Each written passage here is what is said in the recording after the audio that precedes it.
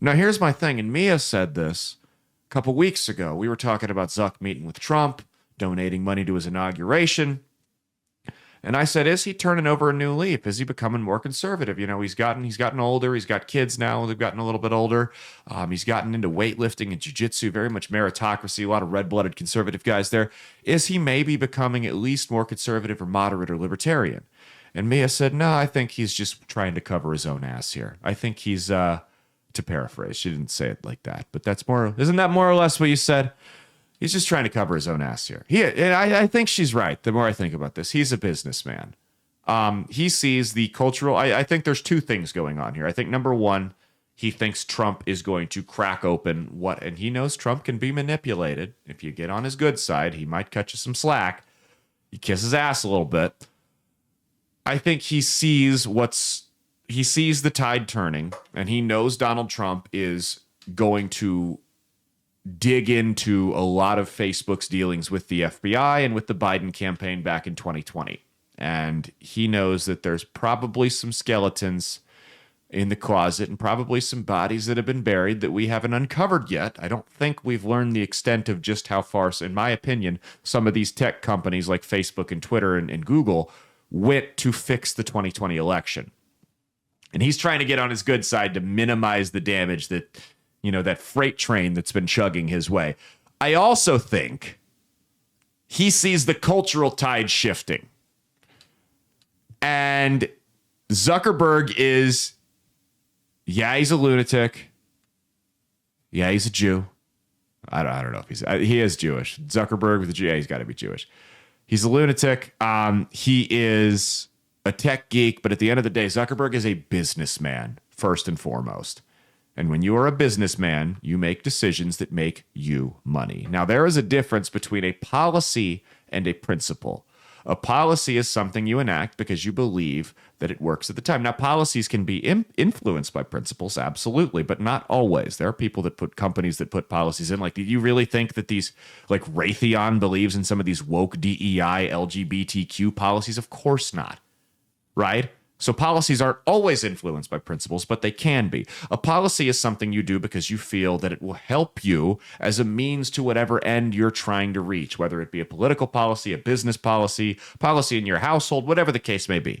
A principle is a core value that you have, right? It's a core value that you hold close to your soul that affects your day-to-day interactions with people and your moral values. What are we going to say? He is Jewish. I just looked it up. I figured. With a name like Zuckerberg, I would be surprised to find out he was Hindu, But a principle.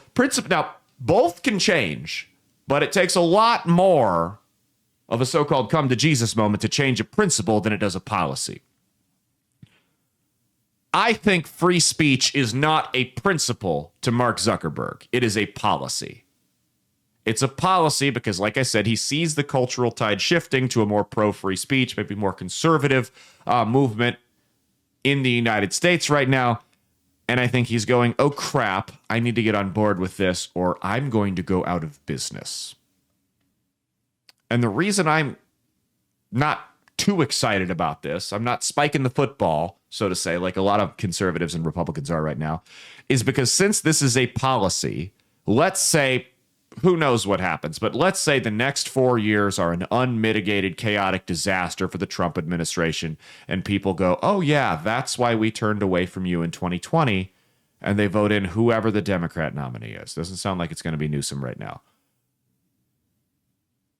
The second that happens, I'm not saying that's going to happen, but if that did happen in this hypothetical scenario, I would not be surprised. I would be more surprised if he didn't switch back to the old policies. This is a policy that can be gone in a second. Zuck has done nothing to me to demonstrate that free speech is a principle for him, that free expression is something he supports as a core value, because he has done nothing to indicate that up until this point. He's changed a policy when it became popular, which is something that business owners do all the time, which is fine.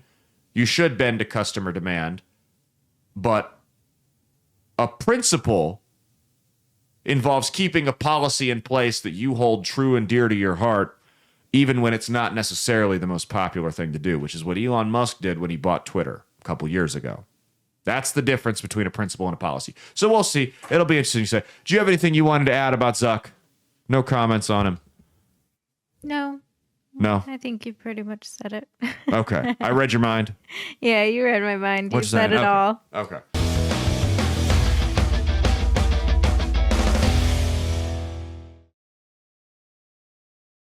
Hey, thanks for watching. If you liked what you saw, be sure to click the link in the description to get the full episode on Rumble. If you prefer to listen along, you could actually get us on Spotify, Spreaker, and iHeartRadio. You can also go to www.outlawstreamers.com to learn more about not just my show, but tons of other great shows and all the exciting projects they have coming up. Follow my socials at Caleb Isn't Funny on Twitter and Instagram, at Caleb Salvatore Comedy on the Chinese spy app that is TikTok, and be sure to like and subscribe to this YouTube channel. Thanks, and we'll see you every Saturday for brand new episodes of That's Based. Peace.